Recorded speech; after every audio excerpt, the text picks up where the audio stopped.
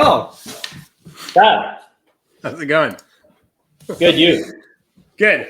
All right, today's actually a fun topic. I don't know where it'll go. We'll see. I called it a day in the life of a sales manager. So really those frontline managers, those ladies and gents that manage the sales team. So not a VP, not a leader, like somebody who's setting the strategy, but really somebody who's in between. In between there, I see a lot of them, and so like a lot of jobs in sales and marketing and revenue, there's no real school for it. So the definition of what a sales manager does, from what I can see, is very loose. Some have pipeline, some don't have pipeline, some only manage, some limited pipeline. So there's a whole bunch of stuff going on. So I wanted to get your take on it. Does that work for you? Absolutely. Awesome. All right, let's start it off with a definition. What's a sales manager?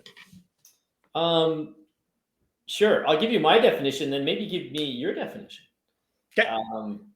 My definition of a sales manager is the person who leads the sales team, the people that are on the front, the sellers, the people that are actually out there doing the selling, or the representation, or whatever you want to call it, the people that are out there doing the actual work.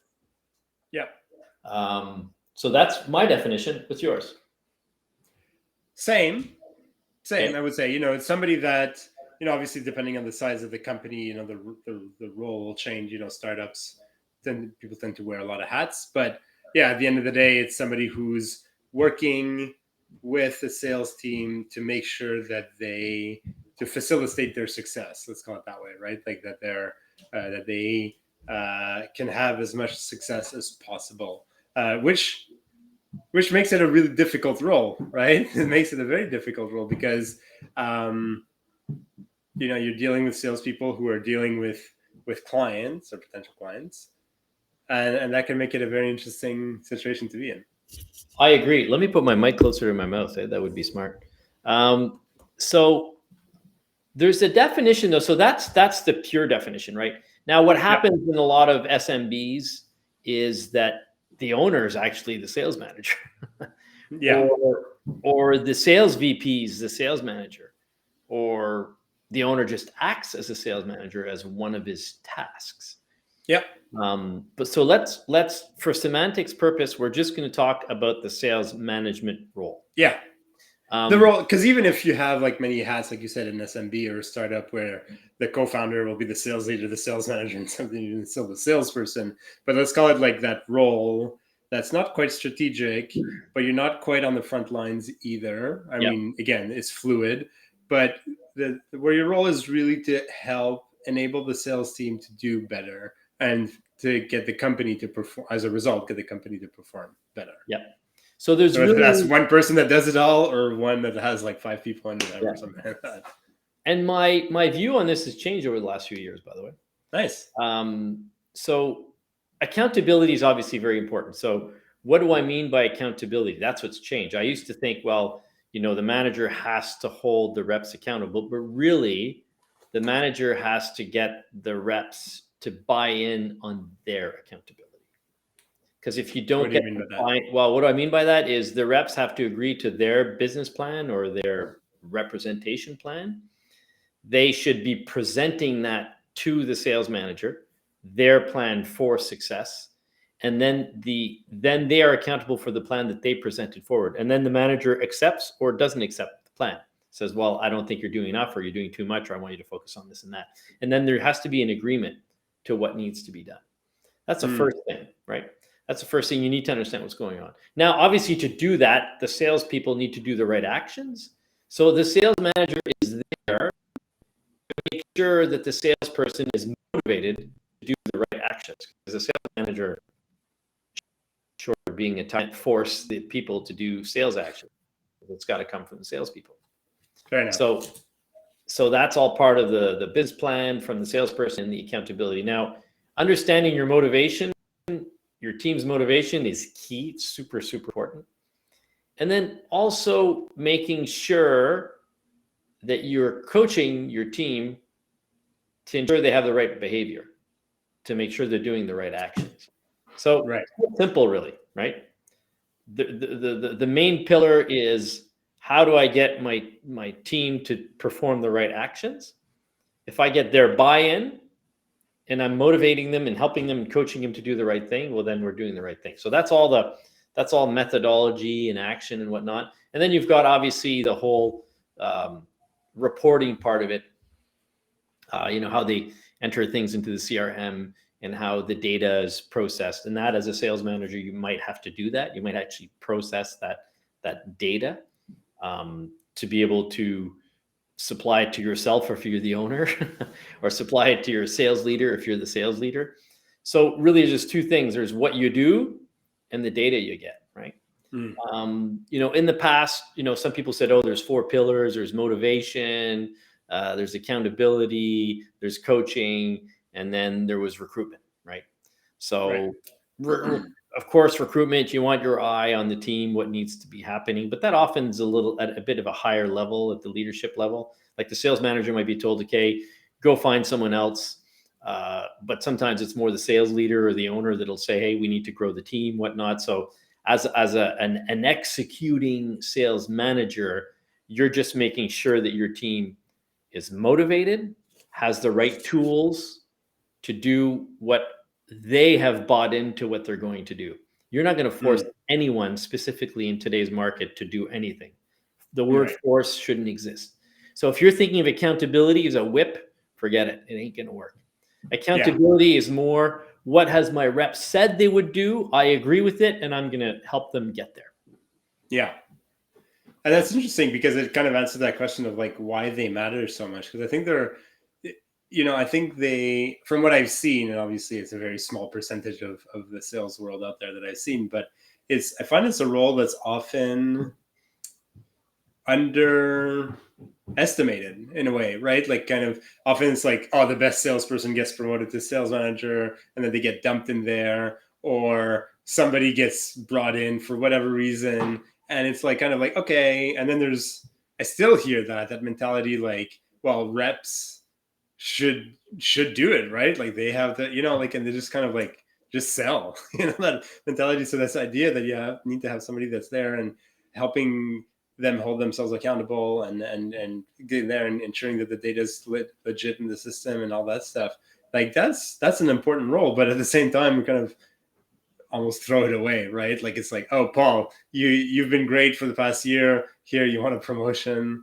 Boom, well, sales manager. Let's talk about the psychology behind that. It's because you and I are, sales and rev ops. So we believe in processes. We believe in the data and the analyses and learning from the best. So if we were to compare it to running,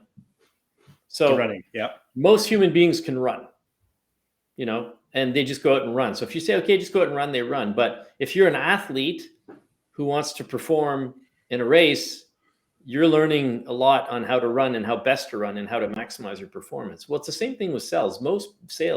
Most people can sell and sales manage to a certain extent, because they're basically part of the natural human existence. But to do it well, you should look at the best practices, and you should look and analyze how you can best help your team to move forward. So when you say, hey, just go out and sell, for sure. I mean, it'll work to a certain extent. And if you just take anyone and put them in the sales manager's role, and you and I have said this before, taking your best sales manager and putting him in a sales management role can be disastrous, because the qualities to be a good sales manager is to have the proper empathy, to have training skills, to have leadership skills. And that doesn't naturally come. Sorry, it's not automatic. It can naturally come, but it's not automatic when you're a good salesperson. It's not those are two different skills. I've seen a lot There's a shift. Yeah. I've seen a lot of great sales managers who weren't that good of salespeople. Yeah. And I've seen some great salespeople who became terrible sales managers. So it's a different set of skill set. Now, does a sales manager have to understand what the salesperson does? Yes. Should they at least go walk in their footsteps for a week or two, or a month or two, or whatever, or 2 or 3 months? Probably. It doesn't mean they'll be good at it, but at least they'll understand the reality of what's going on. And so And so should a sales manager have a pipeline, like a certain accountability, maybe lower targets, but should they have a pipeline? Not necessarily. They can have No? a pipeline, but they shouldn't necessarily have one. Right. I think it, and in some businesses, it's so small that your sales manager has to have a pipeline, right? So Right. you're like, hey, look, you're the sales manager, but you also have, you're taking care of the major accounts. Okay, well, that's fine. That can happen. There's no perfect look in a perfect world. Your sales manager manages, 5 to 7 reps. Yeah. It's all he or she does. Yeah. All they do, right? That's the perfect world. How many Mm. perfect world cases have I seen? 5%. you know, Yeah. Well, because like you said, there's a certain size involved, right? I mean, I think that there's a size in your company where you do need to have somebody to manage the team, but you might not have enough revenue to warrant or enough but even at volume the or whatever. enterprise level, when I worked in a huge company, it never happened that way. It was always this sales manager's got 3 reps and this other one's got 22. It was never, it was never properly balanced because reality is never what it looks like on paper. It's like taking Right. an architect's drawing. There's always some changes and things you have to do when you're actually building it, and that's Yeah. good because you have to adjust for the reality that these companies are facing too, right? Yeah. Yeah. Fair enough. Um, and this might sound weird, but like, who should sales managers spend most of their time with? Because I mean, obviously they have their sales team, right? But then you're saying that sometimes they have to have their pipeline. They have a pipeline to manage as well, and obviously they're interfacing with the upper management, right? Like if they're the front line, there's people up there, whether it's just the co-founder and you're sitting next to each other, or you're a bigger organization and there's VPs and senior VPs and regional VPs and all that stuff. Like how should they be managing their time? Like who should they be spending time with? So it varies a lot. Again, this is something that's changed in my opinion over time. If you look at the average of very good sales managers, they'll probably spend about, you know, close to 50% of their time, or over 50% of their time with their team members, right? But it depends. If you're a sales manager who's managing 2 or 3 people and they're doing extraordinarily well, and your upper management is very demanding, you might be a very good sales manager spending a hell of a lot more time with the upper management because they like Right. your strategic point of view. In an Hmm. ideal world, if you've got some junior reps that need a lot of coaching, you should be spending more time coaching your reps, right? Because you want Hmm. them to move forward. Is there a magic answer to this? Of course not. And I've heard a lot of people in the past say, "Oh, it's got to be this number, or else you're not a good manager." It's not true because there's realities you have to there might be some realities there's new ownership and they don't understand the business. Well, you might have to spend a lot of time with the new ownership because they want to talk to the specific sales manager. In a Hmm. perfect world on paper, you're spending at least 50% of your time coaching your reps. But let's say you've got a team of great senior reps that are doing amazingly well. Maybe you're not coaching them 50% of the time.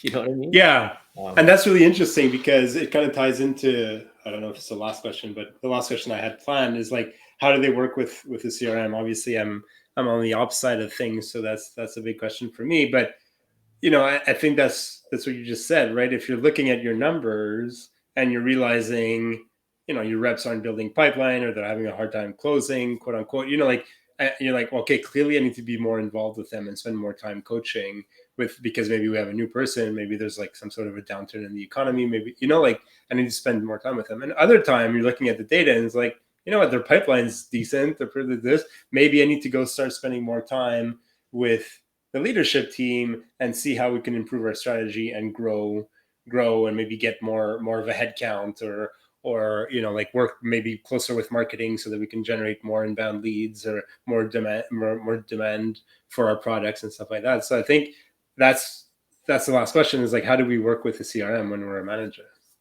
okay, I want to answer that in 2 parts. Okay, first part I want to touch on is very important. What you just said is that if you're in a strategic way and let's say your industry or market's changing quickly, you are reporting what's happening on the front to the management so that you guys can readjust and make things happen so that it's one, easier for salespeople to sell, and well, that benefits the company, right? So that's super important to understand that balance. Now, if you're working in a very mature industry and there's no change, well, then your sales manager is probably spending more time with the salespeople because the strategy doesn't change that much, right? Let's say you're just flowing through a natural state of things. So that matters. CRM, like, we've said this before in many different ways. You and I are strong believers in CRM.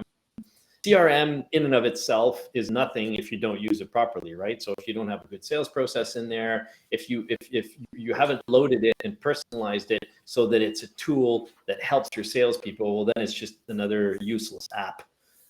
But if you do it properly, it's amazing. It's a sales assistant. It's an aid to the sales manager. It's an aid to the executive team. It connects into your ERP, connects into your billing system. There's a bunch of wonderful things that the CRM becomes the hub, the technological hub that connects sales to the rest of the company and permits you to achieve, is a big part of achieving your goals. And a properly used CRM is amazing. But you and I both know, probably why we have jobs. Both you and I know that most people, not for their fault, but just by the very nature of human beings, are not maximizing the use of their CRM. And those that do will see, benefit. I was talking to someone yesterday who was telling me, we invested a huge amount in our CRM, but it's enabled us to do awesome things, and they're using it properly. And the salespeople see it as a tool, an assistant. The sales management sees it as a tool and assistant, and the leadership sees it as a tool and a data provider. So it's wonderful. So does that answer your question? Yeah, and I'll add to that. Obviously, again, I'm on the operational side of things. That's my hat, and I think that's probably a newer and very flexible definition of what new is. Component to the role, right? Is like, why aren't my reps using the system? If they're not, right? Like, why are they not moving their deals? Like, where are the bottlenecks? Why is the system not helping them? And how can I make sure that it's helping them? And I think that's, again, along with the coaching and like the training that a rep manager receives, I think that's something that's often overlooked too, is like, am I looking at the system and what's the blockage there? Why are they not updating their deals? Or why are they not updating that property? Or why are they not moving their deals to one until they know it's one and we don't know what's going on? Or why are our forecasts off and stuff like that? I think that's a crucial part, because that's what helps. That's really where you're helping bridge the gap between the front line and the upper management, the leadership team. Yeah, there's also like if at the end of the month you're scrambling, enter deals, like clearly there's something wrong there, right? Yeah, and I need to work on that. And often you have to work on that. And often the reason that happens is lack of trust, not a real buy-in. Sometimes you don't have a real buy-in from the executive. Sometimes you don't have a real buy-in from the management. If management and the executive are not using it properly, then reps are not inspired and they're not doing it properly. Well, then the whole thing just becomes, an annoying note-taking process rather than a useful tool. But again, that's all training. That's training. That's sales training. First thing you need is the whole sales team has to be using the same methodology and semantics. What do I mean by semantics? You're calling your pipe stages the same thing for everyone. And if people agree on what those pipe stages should be, people agree on the steps that need to be taken, people agree on the milestones, people agree on the playbooks that you're using. Well, once you've got buy-in on that, well, then it makes sense. If everyone agrees, well, this is a methodology we use, yes. You personalize it to a certain extent, but it's generally the same. Well, then your CRM becomes an amazing tool at reminding you of all those things. We've talked about this before. If you've got a playbook that's helping you along the way, it's awesome. Reminding you and doing a variety of things, Yeah. And so if I could kind of summarize what we've gotten so far is like, a manager is, you need to have those skills like accountability, and we realize accountability is just not just forcing. Oh, yeah, it's true. We were talking about management. What's that, sorry? It's true. We were talking about management originally, weren't we?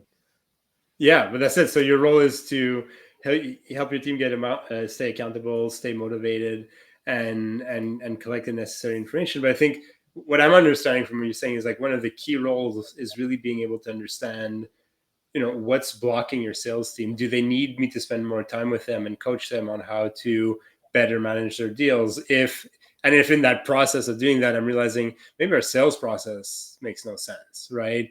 And we need to review that. Or why are they not filling out like, why are we scrambling at the end of each week or each month or whenever their numbers are due to enter our deals and to move the deal? Well, probably because the CRM is not helping us at this point, and it's just becoming a data collection tool. And I think that's the hardest part, is like, especially if you're getting promoted from sales, like that shift is very different. Is like, I now have to kind of let go of cold calling and all that fun stuff, and start working with the team and managing the team and empowering the team.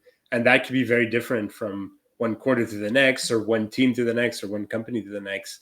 One company could be very, we need to fix the CRM, and the other one that you can move to afterwards is like, I need to sit with a strategic team because the company just got bought, and for the next 3 months it'll be very strategic, for example. Yeah, absolutely. And just to come back to the original, really just management part of it, forget the CRM and the tools and everything. So let's assume for a second that the power goes down and there's no there's no telephone, there's no CRM, there's no tools. Sales manager is there to help his team achieve the company objectives, but the individual's objectives too, their work objectives. And if there's a disconnect there, it doesn't work. And the negative reinforcement, cracking the whip, just doesn't work. It works for some, works for the short term, but I've never seen it work long term. I've never seen fear be a good motivator for a long term. Right. You're just breaking people when you do that. So ultimately, especially in this market, right? Like, I mean, in any market, it's not a good strategy, but in a market where there's more demand than there are people, I mean, it's a killer, and I know it's off topic, but I just read a CEO who was like saying like, there's no hiring problem. What I do is I go on LinkedIn, and whenever the company says like, okay, we're going to be going back to the office, I just have my HR team call all the developers or people that I want. They're like, hey, if you want a remote job, and they're like, their hiring just got like 15-20% easier because of that. So I think it's like, you have to take into account the context that we're in. Yeah. You know what, Fab, to this day, it's like, I thought the pandemic would have taught people things, but sometimes I think, my God, some people are thick, because people love the flexibility of working from home, and productivity's gone up. Like, it's just it's people going back to their control freak positions. It's people having offices with 100 empty chairs going, we got to get the people back in here. It's excuse the expression, stupid human behavior. Because if your team was performing really well remotely, if the productivity went up, well, I totally understand this person you're talking to who says they go on LinkedIn and find the people who said they've gone back to the office, because it's not a smart thing to do. Now, if you say you have the option of coming to the office, and there's a lot of people that like to work from the office, well, that's great, because people might say, hey, I do like to go in 1 or 2 days a week. But if you force them, usually it's not that productive. Again, unless it's something where you need to share and work with other people. I mean, obviously, and it's obviously. Paul, this is fun. It's hard to work from home. What's that, sorry? You're a manufacturer. It's hard to work from home. All right. Paul, this was really fun. Next week, super interesting episode, a new feature that we're starting, a marketing-focused episode, marketing, sales, RevOps with our guest, Alyssa. So that'll be first edition of that, and I'll be really looking forward to that. In the meantime, have a great week, Paul. Have a great week, Fab. Can't wait to be with, have our third collaborator or regular collaborator next week. Take care. Our first regular collaborator. All right, bye, Paul. Yeah, first. She is, or will be. All right, take care. Yeah.